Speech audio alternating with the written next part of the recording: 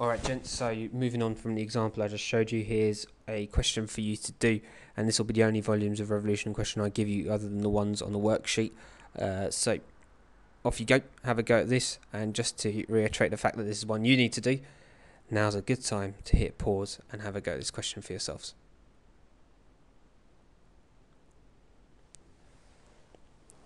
Okay, so hopefully you've had a good crack at that question and got yourself a solution.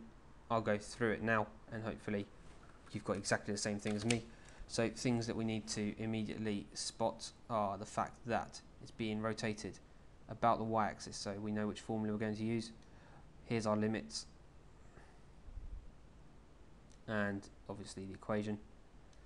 Because it's being rotated about the y-axis, this is the formula I need to use.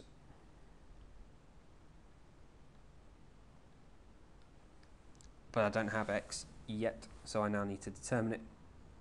Well, I know that y equals x to the half, or square root of x. Therefore, y squared equals x. So if I want x squared, that's going to be y to the power of 4. So I now know I'm going to have to integrate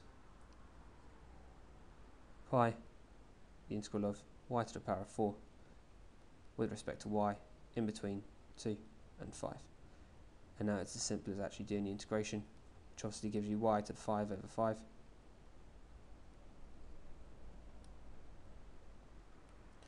between 2 and 5.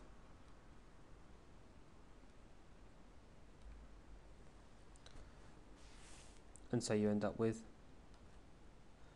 pi lots of 3125 over 5 minus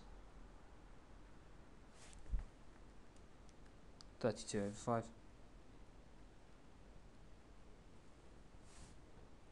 which you can then simplify down to either a fifth of whatever it works out as, or actually just work it out on your calculator.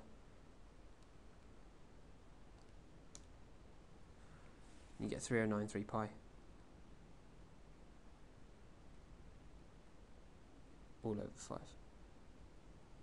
And that is the volume that occurs when you perform this particular revolution. Hopefully you got that right.